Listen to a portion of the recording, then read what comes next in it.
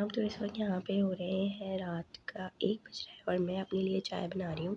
चाय क्यों बना रही हूँ, साथ ही मैंने बिस्किट भी निकाले हैं क्योंकि जनाब मैंने लगाई हुई है वॉशिंग मशीन। जी, ये आपने मेरी अब तक की यूट्यूब की जर्नी में पहली दफ़ा देखा होगा कि मैं रात के कोई 1 बजे कपड़े धो रही हूँ। और मेरा कपड़े धोने का ऐसे कोई इरादा नहीं था, बट जनाब हस्बैंड के साथ मेरी थोड़ी-सी अनबन हो गई थी, जो कि हर शादीशुदा जोड़ी के बीच हो ही जाती है। तो इसलिए मैं इस वक्त मशीन लगा रही हूँ।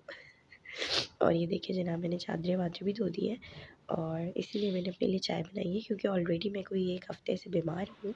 नज़ला, खाँसी, बुखार, हड्डियों में दर्द मेरे साथ चल रहा है। बच्चे मेरे सुकून से सो रहे हैं। मैं इनको भी साथ-साथ देख रही थी और साथ-साथ मैं कपड़े धो रही थी। तो पानी नहीं आना नेक्स्ट 15 डेज़ तक, तो इसीलिए जो है मैं रात में मशीन लगा के कपड़े धो रही हूँ और चाय भी मेरी बन रही है। उसके बाद जी ये है सुबह-सुबह का टाइम। सुबह मैं सबसे पहले उठ के चाय रखती हूँ और फ्रेश होती हूँ। उसके बाद मैं मोहम्मद मुश्तबा को उठा के फ्रेश करती हूँ। रात के बर्तन हैं जिनको मैं समेट के रख दूँगी, उसके बाद ही मॉर्निंग के बर्तन धो के इसमें रखूँगी। फ़िलहाल के लिए मैं जाती हूँ, मुश्तबा को उठाती हूँ और मुश्तबा को उठा के मैंने रेडी कर दिया था। साथ ही मैंने उसके लिए एक टोस्ट बना दिया था। सर्दी है ना, तो उसको टोस्ट खाना अच्छा लगता है। लंच बॉक्स रेडी हो गया था मुश्तबा का।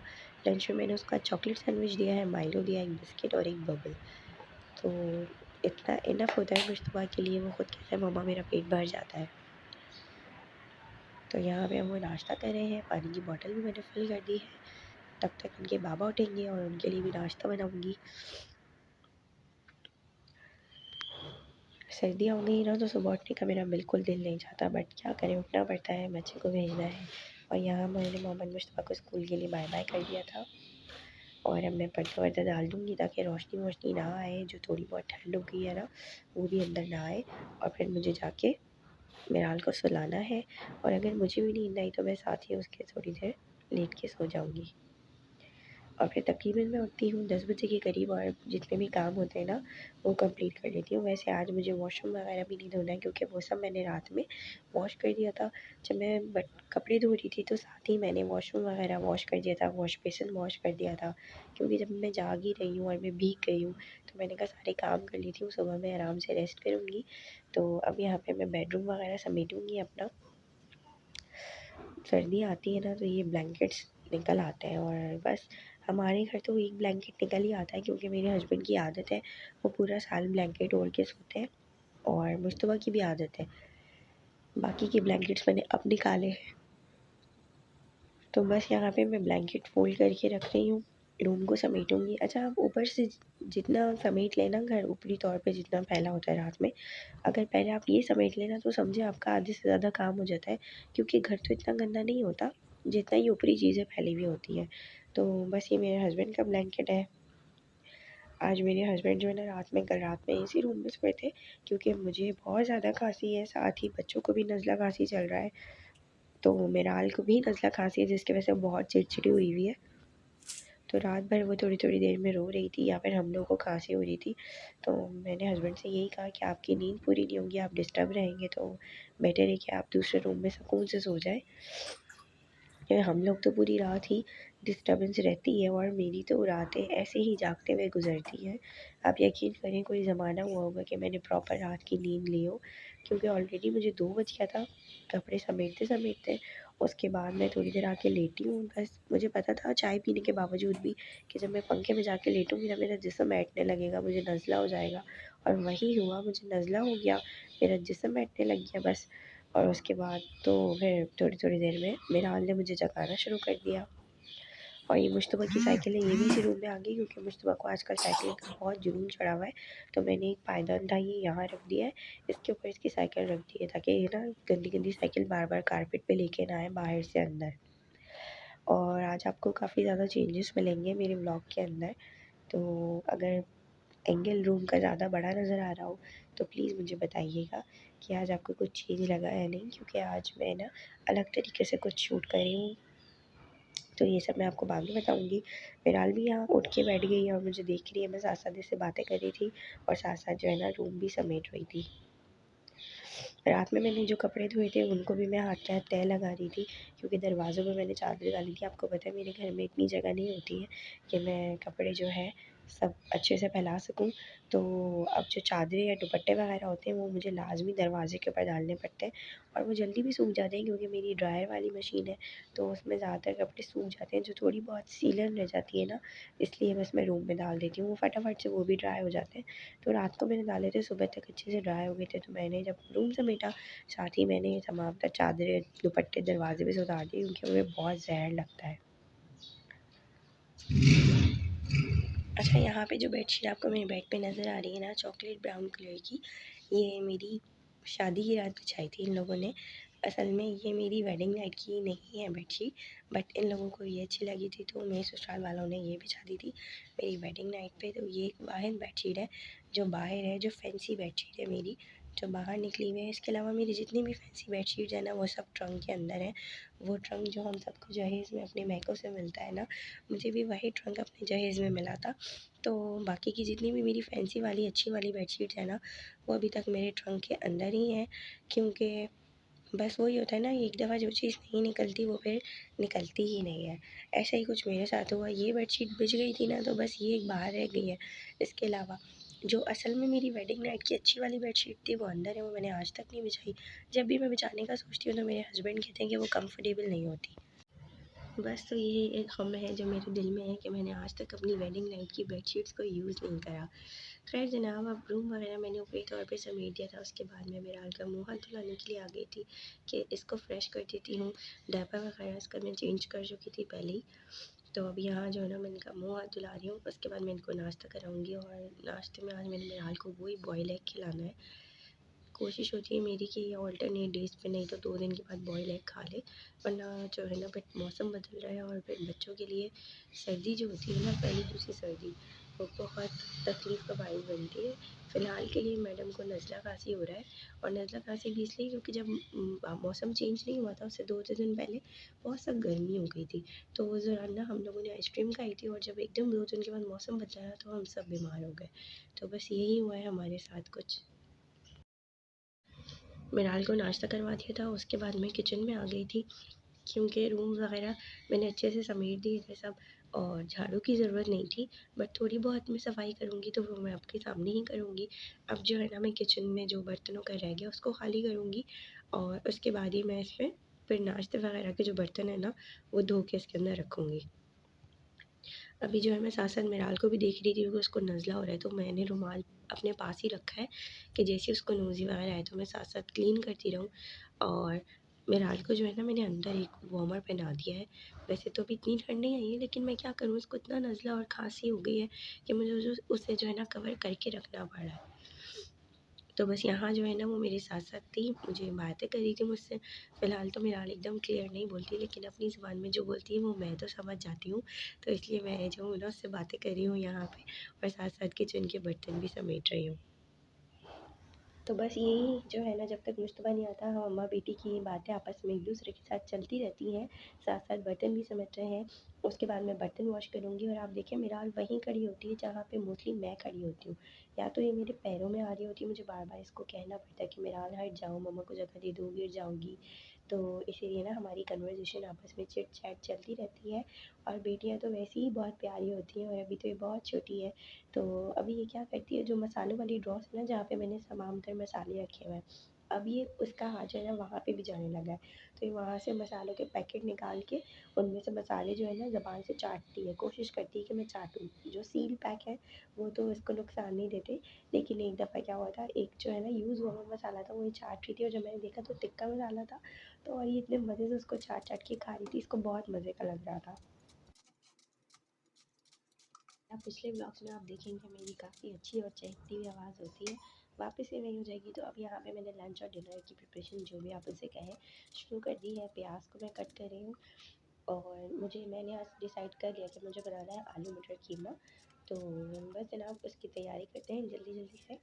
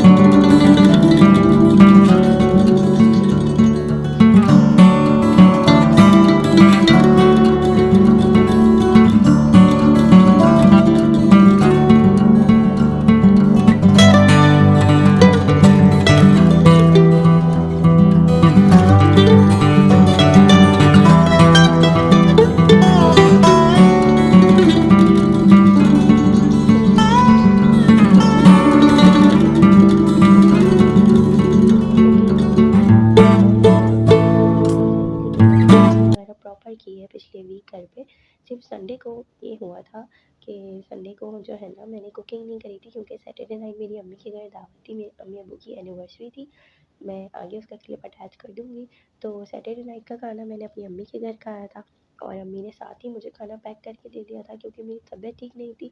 मैंने ज़्यादा कुछ खाया भी नहीं था, क्योंकि मुझे इतना बुखार था कि बस मैंने जब 3-4 दिन से प्रॉपर खाना नहीं खा रही थी। बना ज़रूर रही थी हस्बैंड के लिए, बच्चों के लिए, लेकिन मैं ब्रेड जो है ना चाय के साथ या दूध पी के इस तरह गुज़ारा कर रही थी, क्योंकि मुझे भूख भी नहीं लग रही थी ना। तो जब मैंने अम्मी के घर दावत में खाना खाया तो मुझे कोई इतनी मिर्च लगी, जबकि वो इतना स्पाइसी नहीं था, बहुत अच्छा खाना बनाया था। इवन मेरे हस्बैंड को मेरी अम्मी के हाथ का खाना बहुत पसंद आया। अम्मी ने कोरमा बहुत ज़्यादा मज़े का बनाया था। मेन्यू में बिरयानी थी, कोरमा था और शामी कबाब थे। तो अम्मी ने मुझे पैक करके दे दिया था कि मुझे नेक्स्ट डे संडे को, यानी कि मुझे कुकिंग ना करनी पड़े।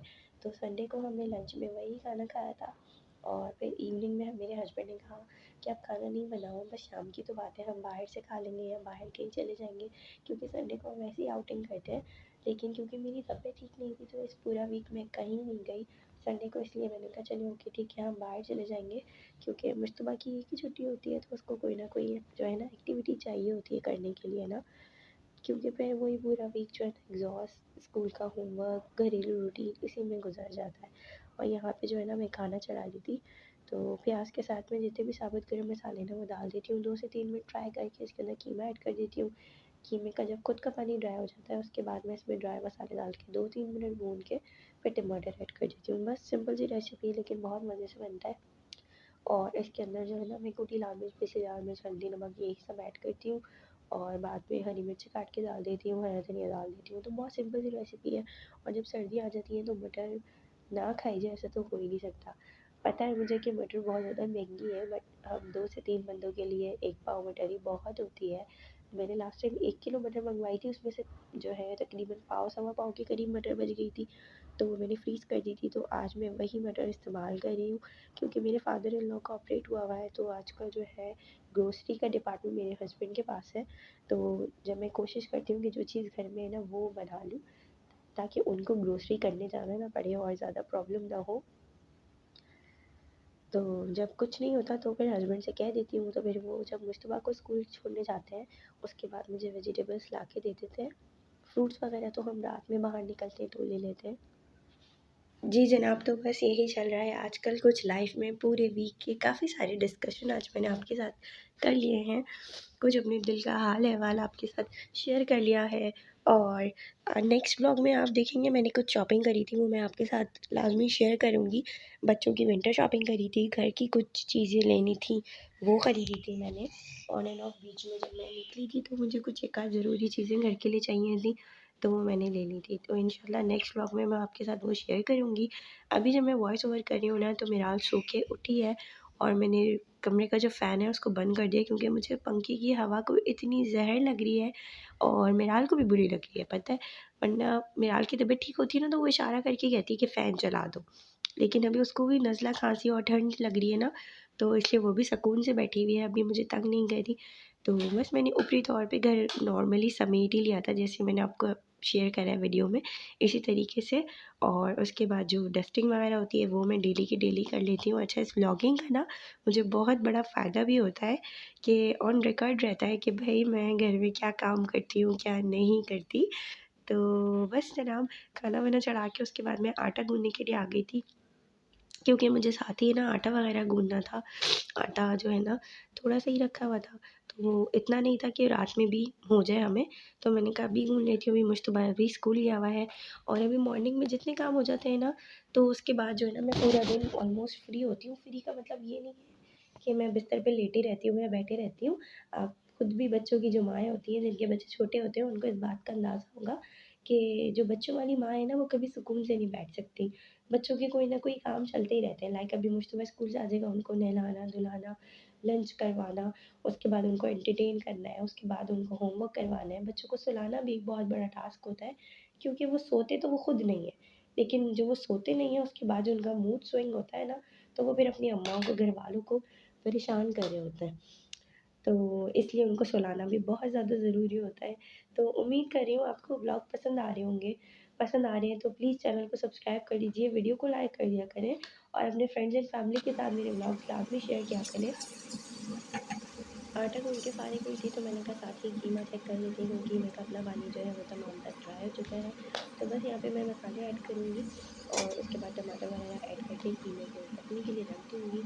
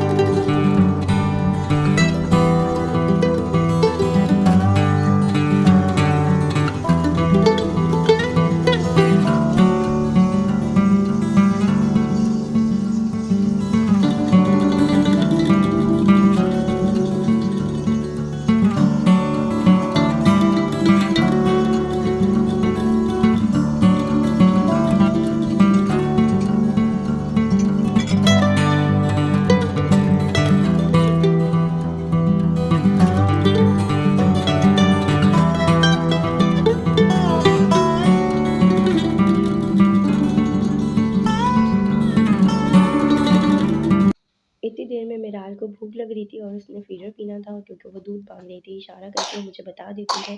तो मैंने जो है ना दूध के अंदर थोड़ा-सा शहद ऐड करके मेराल को दे दिया था। मुश्तबा के आने में थोड़ी ही देर बाकी थी, तो मैंने कहा मैं थोड़ा-सा रेस्ट कर लेती हूँ और ये हूँ मैं। उसके बाद मुश्तबा स्कूल से आ गए थे, उनको फ्रेश करा, चेंज करा तो मैं उसके बाद नमाज़ अदा कर लेती हूँ। चाहे सिर्फ़ फ़र्ज़ पढ़ूँ लेकिन पढ़ लेती हूँ। तो मैं ज़रूरी नहीं है कि उस क्लिप को रिकॉर्ड करूँ।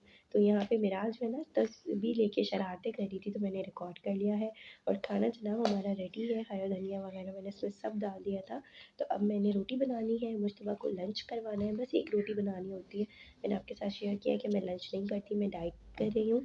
इस वजह से साथ ही कुछ बर्तन हैं, लंच बॉक्स है और थोड़े बहुत बर्तन हैं, तो इनको वॉश करेंगे, बच्चों को लंच करवाएँगे, उसके बाद मैं इनको सुला दूँगी और मैं भी रेस्ट करूँगी थोड़ा-सा क्योंकि तबीयत मेरी बिल्कुल ठीक नहीं है। इस वजह से तो यही है आज का तमाम व्लॉग। उम्मीद करती हूँ आपको पसंद आएगा और आगे मैं आपके साथ शेयर करूँगी अम्मी-अब्बू की वेडिंग एनिवर्सरी का क्लिप, जहाँ पे हम सब बहन-भाइयों ने बहुत ज़्यादा एन्जॉय करा था, स्पेशली बच्चों ने। अब माशाल्लाह से हम सब बहन-भाइयों के बच्चे मिलाकर हमारे घर 6 बच्चे हैं, तो ये लोग जब इकट्ठे होते हैं ना, ये लोग इतना आपस में हल्ला-गुल्ला करते हैं। तो ये कुछ क्लिप्स हैं मेरी अम्मी के घर के, जब हम लोग दावत में गए थे, अम्मी की शादी की एनिवर्सरी थी तब। प्लीज़ माशाल्लाह ज़रूर कह दिएगा और वीडियो को प्लीज़ लाइक कर दिएगा। पसंद आई हो कमेंट सेक्शन में एक प्यारा सा कमेंट ज़रूर करते जाइएगा। इंशाल्लाह मुलाकात होगी बहुत जल्द आपसे अपने अगले व्लॉग में। तब तक अपना ढेर सारा ख़्याल रखिएगा। मुझे, मेरी फ़ैमिली को अपनी दुआ में याद रखिएगा। अल्लाह पाक हम सबको अपने ज़ुबान में रखे और ईमान पे ही हम सबका ख़ात्मा हो। अल्लाह हाफ़िज़।